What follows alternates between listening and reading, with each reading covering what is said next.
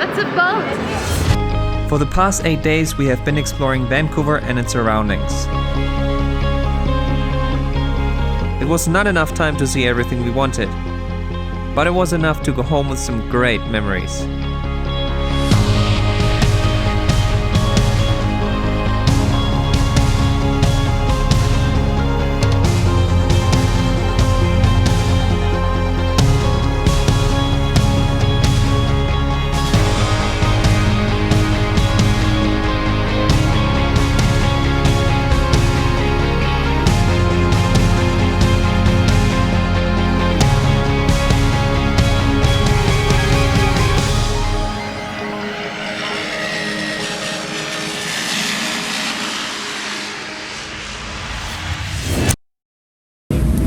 We just landed in San Francisco and it was a very scary experience. We thought this was the end of us. From us, yeah. Yeah. I was almost texting my family members like, goodbye y'all. We'll explain later. But that was very scary.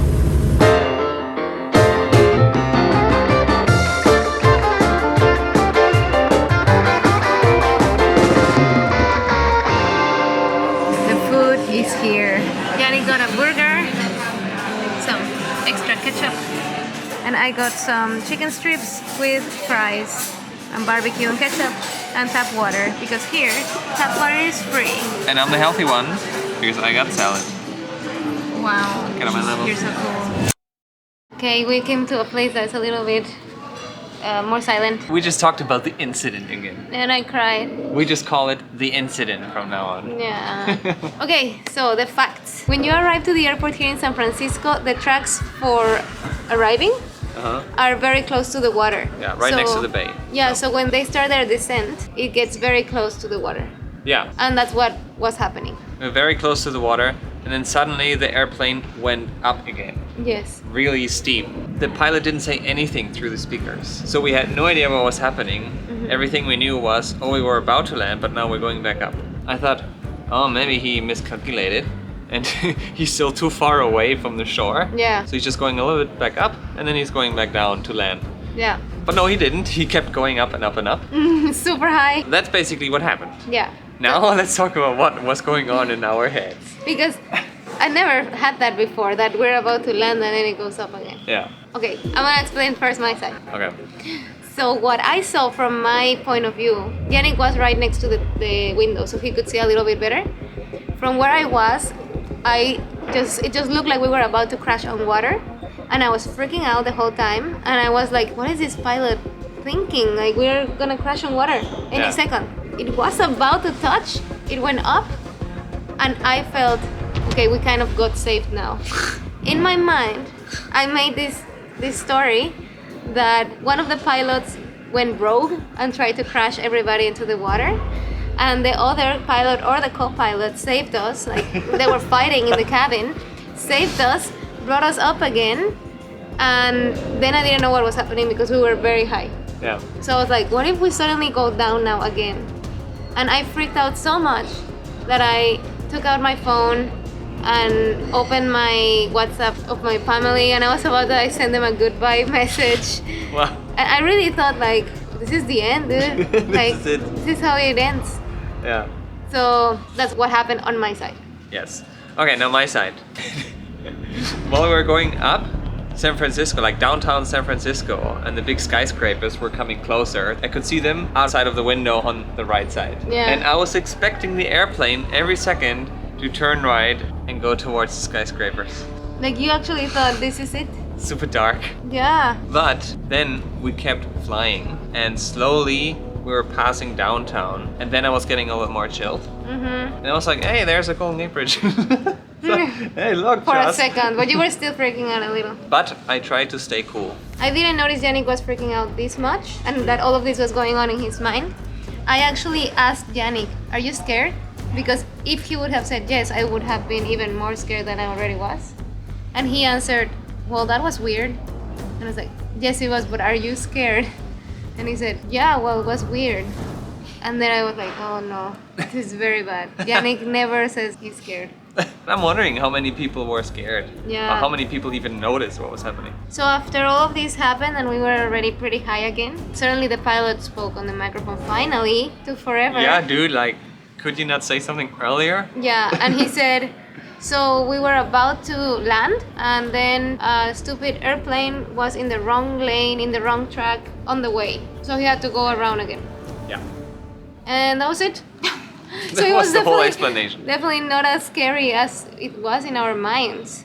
It's called a go-around. Yeah, we researched it. It happens in 1 to 3 occasions out of 1,000. Yeah, so it's not that common, but also not that rare, I would say. So basically, theoretically, every pilot that has done more than 1,000 flights must have had that experience. So theoretically, we should never have that experience again in our lives. Yeah. Theoretically, no. So that's the good news, that it's Yeah. bye.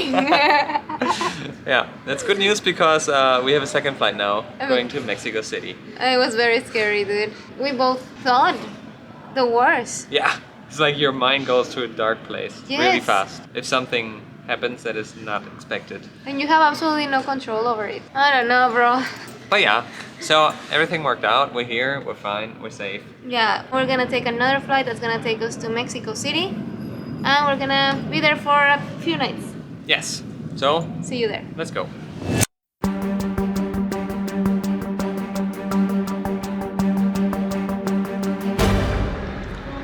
Welcome to Ciudad de Mexico.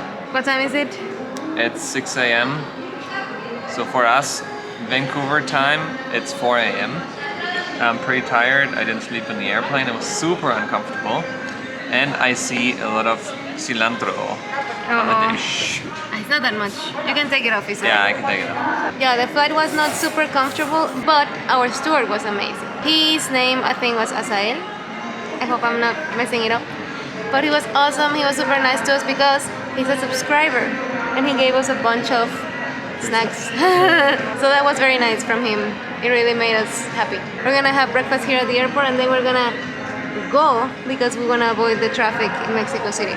So, just. Cheers.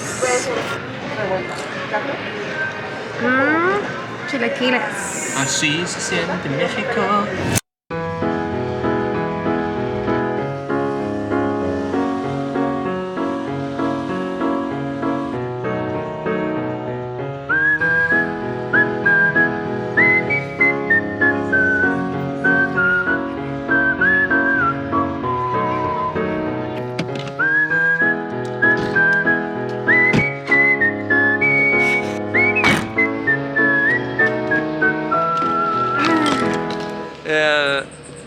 I thought it was easier than it was. Yeah, it looked pretty complicated. I was about to record something with Joss, but now she left. Anyways, we're in Mexico City. We made it. We're in Mexico! I said that already. Ah, okay. Oh man, we arrived to the apartment at 7. At 7, yeah. At 7 a.m. We didn't And I sleep. slept so nicely until 11, until Joss woke me up. Yeah, because I wanted us to fall asleep at night too, and I felt like you were not gonna sleep if you slept the whole day through. It was one of the best naps I've ever taken. But Joss woke me up in the middle of my deep sleeping phase. So I was so tired. You're welcome! Great.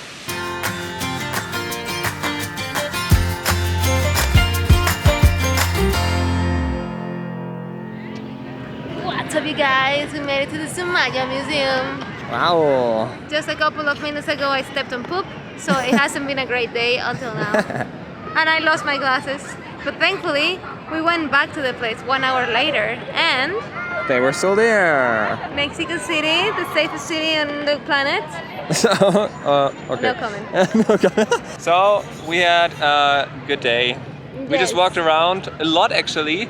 It's like as if we didn't walk enough in Vancouver. No, now we keep walking in Mexico City. Yeah, I know. 40 minutes from our place to the Bosque, the Bosque de Chapultepec. Chapultepec. And now we went all the way back to the Sumaya Museum. Yeah, we've been walking a lot. Probably like 3 hours. But we only have like 3 days here, so we have to make it count. Exactly. Did I step in poop now? Look. Yannick stepped on poop too now. We don't even know, okay? Or is it me? I didn't, but it Shut was up. very close. Check it. So, if you want to know what's happening next, then make sure to subscribe because In the next episode. We travel with a luxury bus through Mexico. Is it worth the money? And why was the bus driver angry with us? Subscribe to find out.